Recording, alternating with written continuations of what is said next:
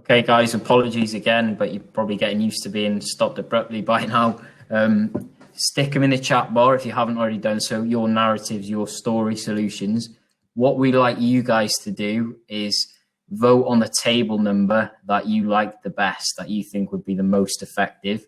Whilst you're doing that, so just put table number, you know, that you like that one. Whilst you're doing that, we're going to get our house robots back in to feedback on some of the stuff they've seen, what they noticed, and I'll portion up some boosters to you guys for that. So if you guys that are presenters can pop your cameras and mics on and tell us what's going on the floor, what you're seeing, what you're noticing. Mic on. Didn't get 5 press ups that time, Ross. Yeah, some cool listening skills going on. Definitely. Which is underestimated, I think, or underappreciated. So that's definitely stuff I've seen now. Some good questions being asked by people, not questions for understanding or for help, which is some great work. Where are you seeing listening skills, Danny? Oh, I got top 5, table 5. Yeah. Table 1 was good again. What are you seeing in table 1, Dan? What are you noticing? I just like the fact that they've got some concepts about, straight away about identity, trying to get some sort of narrative. I like the movie themes as well in there. That's pretty cool. I just think they want a slice of Rusty at the end. That's what they want. They want to. I'm thinking take the big dog on. Table 3, grown-ups trying to think like 12-year-old girls, which is like, I mean, obviously with this task, you're thinking like you'd probably ask them and you'd co-create, but I love the effort to try and pretend you're 12-year-old girls. And I like the cards. I think it's a cool idea to connect people and start talking about what people are good at. Was that table 3 that you're seeing that? Table 3, mate. Awesome. Million points. 1,000,000 points. 2 legs and a head. 2 legs and a head, yeah. They're getting ahead with that. Rach, what are you seeing? To go and read about ants, to be honest, to see how I can make that into my next theming project.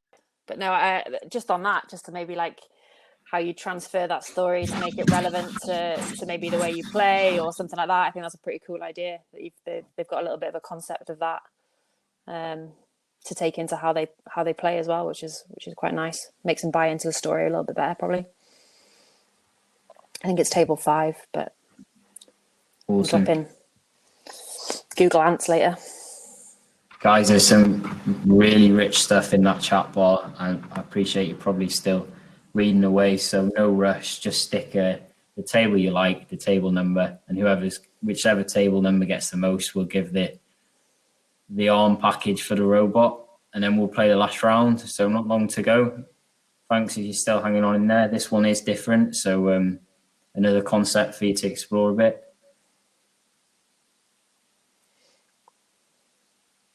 Any of these standing out to you guys that come in? I know some of them are quite long. I mean, I'm just enjoying the honesty from Julian, quite frankly, that they were struggling to get inside the mind of and a shout out to Paul McGuinness on the pod, because I still think he thinks he's 10 years old. Like the way he speaks and how alive he comes when he talks about this.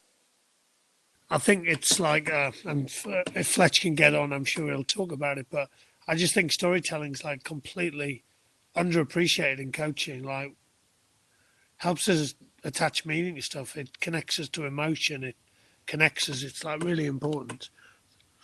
It's a good skill to have. Yeah. I could thoroughly recommend that one as well. Be part of that front loading type approach. Would you agree, Dan?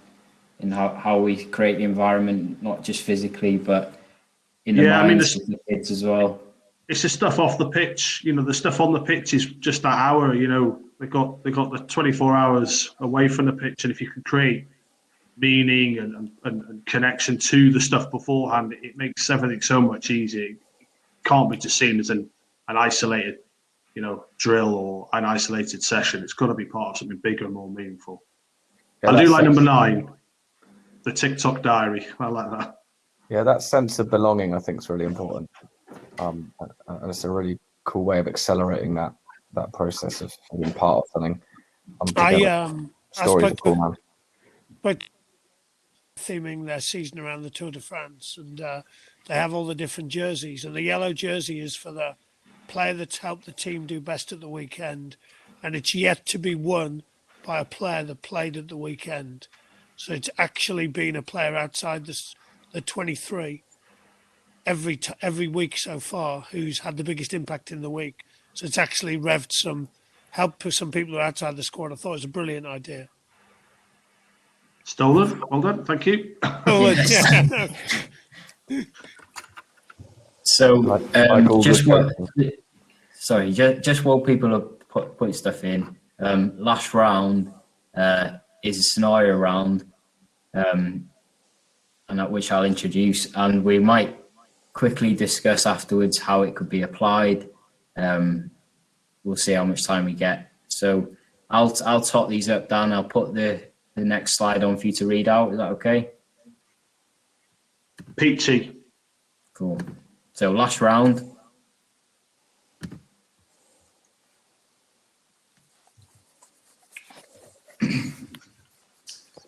You can now, well, no, we'll scrap that bit. Last round, down that blue box in the top there. Well, I had the pointer. Yeah, it's not here, but you've got a handball team, and they're just not running with the ball at all. They're just looking for the long throws all the time. So, what constraints could you begin and put in to design and to encourage running with the ball more? Now, this one is good. You can ask questions of us. We're going to still allow that, Ross? Yeah. Can they send them into you, Dan? They find your name. So if you send it into me, I'll sit on my table, but you can ask questions to gather more information. But it will cost you 5 points of your robots each time you ask a question. But remember, you can pick up 90 points at the end. Is it worth the gamble? It's like Ant and Dec, isn't it? On Saturday Night Live. Give it a go. I'll put this problem in the chat bar just before we kick that off.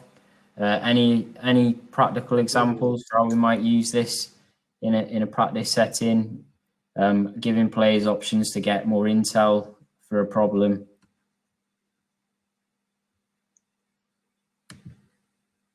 Any thoughts?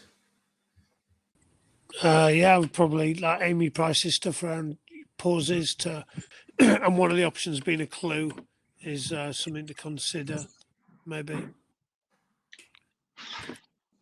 Rage, can we do chocolate charge down, by the way, for the Bay? I'm going to be everywhere. You want champagne moment, Haribo hit, and chocolate charge down now, do you? That's a lot of calories. Okay, guys. Last round. We'll go till we'll give this one till 25 to. If you want more intel, then give Dan a message, and he'll give you some more context around that problem. So that's enough from us. We'll let you get on with it again. So see you at 25 to.